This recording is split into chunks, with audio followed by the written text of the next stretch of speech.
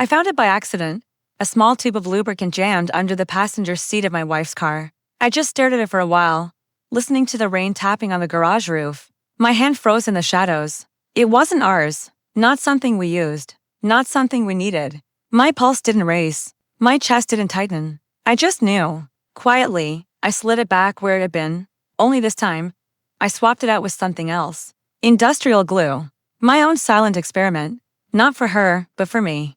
Because betrayal isn't proven by words, it's revealed by silence. For weeks, I carried that image in my head, that stupid little tube, measuring every move she made against it. The late-night showers, the strange cologne in her hair, the laughter at texts she never shared. I never asked. I never accused. Questions are for the weak. Instead, I studied her like a scientist watching something trapped under glass, unaware of the blade above. Every smile she gave me felt forced, stretched over something foul. Every kiss colder, more like an act. Her car was her haven, her little world. If the glue disappeared, if she replaced it again, I'd know. And when that truth finally showed itself, I promised I wouldn't scream or break. I'd just end it.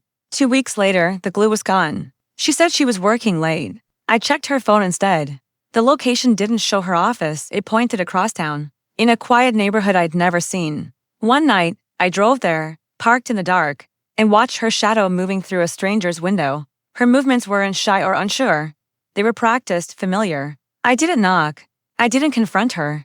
I gathered proof instead, receipts crumpled in her purse, a second credit card under her maiden name, deleted call logs she'd missed. Every clue fit perfectly into the puzzle of her betrayal. And every night, she came home to me, calm, pretending. But the real storm wasn't in my hands, it was in my silence. When it was all laid out, the evidence was impossible to deny. Photos, bank records, GPS pings, and finally, the DNA test. My last cruel truth. The child I'd raised for 5 years wasn't mine. I left the papers on the kitchen table beside her coffee mug. When she walked in, she froze. What is this? She whispered. I said nothing, just slid the page toward her. Her hands shook as she read, lips parting. You weren't, her voice broke off. I didn't blink. Didn't breathe.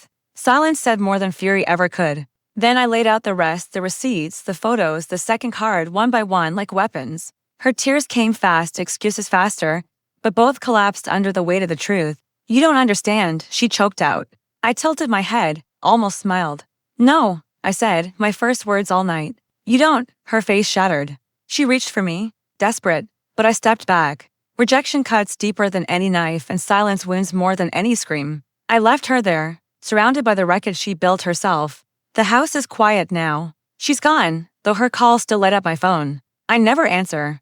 I don't have to. Power doesn't come from shouting the truth. It comes from walking away and letting her drown in her own echoes.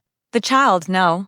Not mine, I'll still care for. The betrayal was hers, not theirs. But her presence has no place here anymore. I feel no anger, no grief, just clarity. Because in the end, that tube under her seat was never really about lubricant. It was about truth. And I had already sealed her fate the moment I found it.